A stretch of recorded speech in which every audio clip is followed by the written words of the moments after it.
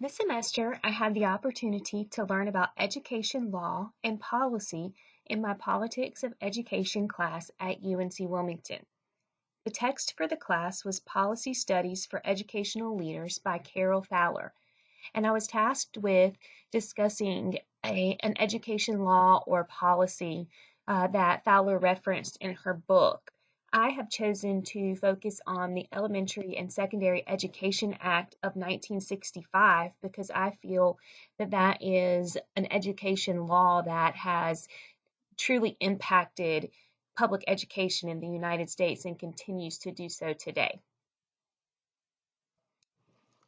I chose to discuss the Elementary and Secondary Education Act because, as I said, I feel like it is the most critical education law of all time. It is still in effect today, though it looks much different today than it did when it was first signed into law in 1965. But I feel that all education law and policy is in some way or form driven by the Elementary and Secondary Education Act. The Elementary and Secondary Education Act was the first of its kind to provide federal funding for primary and secondary education. It was signed into law on April 11, 1965 by then President Lyndon B. Johnson. It was a part of his war on poverty. It aimed to provide equal access to education as well as accountability and high standards.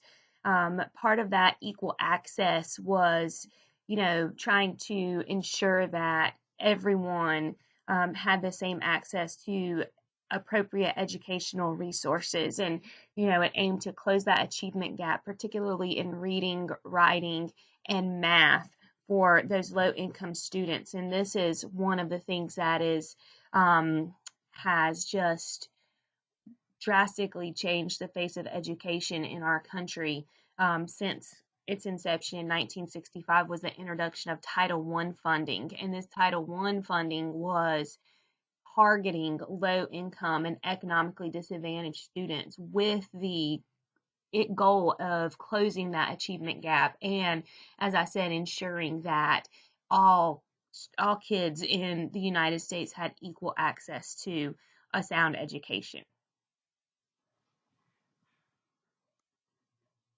The Elementary and Secondary Education Act has been reauthorized many times since its inception in 1965, but it's also had some amendments that have been made to it as well. And in 1978, Jimmy Carter signed a reauthorization of the act that allowed for Title I funds to be spent on school-wide programs, whereas before it was only those Title I funds were only targeting the low-income students. Now, Jimmy Carter's reauthorization would allow Title I funds to be spent on school-wide programs as long as 75% or more of the school population was classified as low income. So we operate on a similar model today. It's not 75% or more of the school population that has to be low income, but it is very similar in that schools are designated as Title I schools, and those funds can go to total school improvement,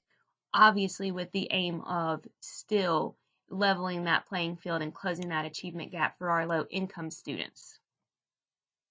And this is a change from the original law. Another key reauthorization of the Elementary and Secondary Education Act was the Improving America Schools Act. This act moved more towards standards-based reform and was signed into law in 1994 by President Bill Clinton. It continued to provide additional help to disadvantaged students, but it also provided support for charter schools, provisions for safe and drug-free schools, as well as additional funding for bilingual and immigrant students. It additionally promoted some educational technology programs. When George W. Bush was elected to the office of president, he clearly wanted to make sweeping changes to public education in the United States. A lot of that could, trace back to his roots. When his father was the president, he was responsible for convening all of the governors or the majority of the governors of the United States together for an education summit in 1989, and they came up with some core philosophies called Goals 2000. And while those things were never signed into law while George H.W. Bush was in office, some of the tenets of No Child Left Behind, which we'll talk about in just a moment, that George W. Bush was responsible for, kind of are reflected in those goals from 1989. But George W. Bush is famous for saying, when it comes to the education of our children, failure is not an option. Probably one of the most well-renowned education laws is No Child Left Behind, but many people don't recognize, if they're not in education, that No Child Left Behind was in fact a reauthorization of the Elementary and Secondary Education Act of 1965. No Child Left Behind was signed into law on January 8th, 2002 by President George W. Bush, and it enacted sweeping changes to public education in the United States.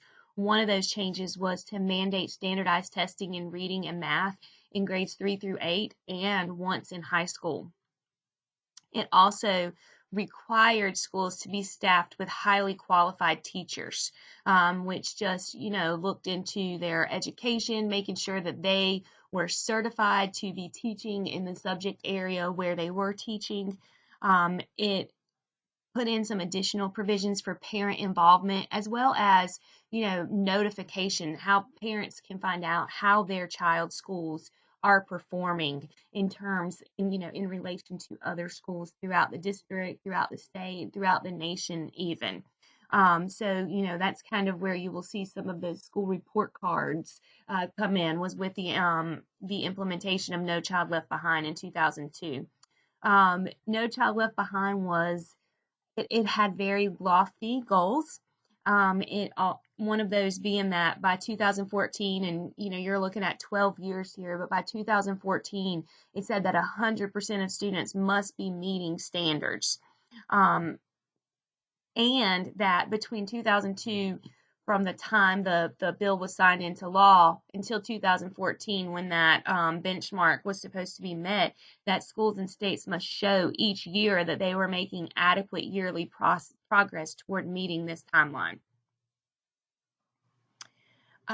When President Obama came into office, the act was scheduled to be reauthorized in 2007, but Congress was a little behind in the reauthorization. And while No Child Left Behind had very, very strong bipartisan support, the support began to kind of waver and wane a little bit as time went on.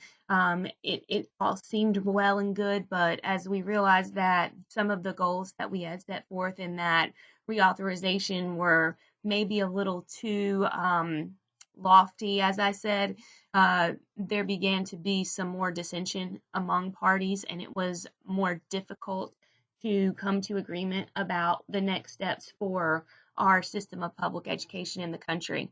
So, as I said, it was scheduled to be reauthorized in 2007, but it was behind.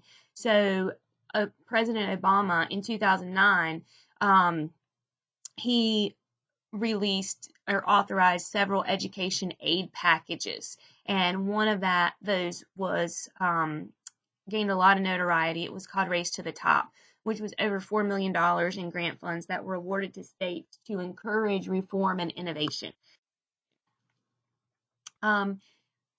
President Obama is still in office in 2011, and the Elementary and Secondary Education Act still had not been reauthorized at this point. But we're also getting really close to that timeline of 2014, when No Child Left Behind mandated that all of our students would be performing at grade level standards by the end of that year. So Obama offered states to be able to apply for waivers to ease the mandates of No Child Left Behind. Over 40 states applied for and received waivers.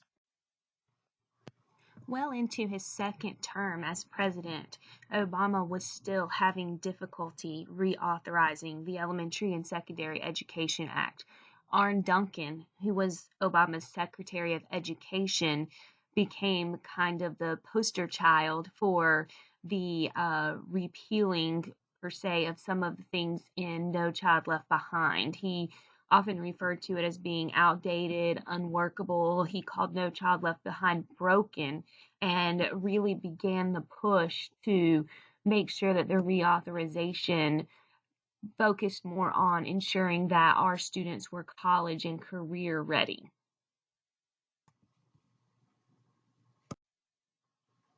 And then in 2015, we finally get a reauthorization of the original act from 1965. And, it changed a lot of things from No Child Left Behind, but it was signed into law in December of 2015 by President Obama. One of the things that this did, we had been trending towards more federal involvement in public education, and the reauthorization in 2015, now known as the Every Student Succeeds Act, really kind of scaled back that federal involvement and gave states and local districts more control, including how they determine accountability and consequences for failing to meet accountability measures. States were also given the flexibility to determine standards and how they were going to assess. It furthermore eliminated the requirement for highly qualified teachers, partially most likely due to the difficulty that states were having filling those classroom positions as there became a higher need and it was more difficult to recruit and to retain those highly qualified teachers. The Elementary and Secondary Education Act, though it looks different now than it did some 50 years ago, is still the most far-reaching federal legislation affecting education today.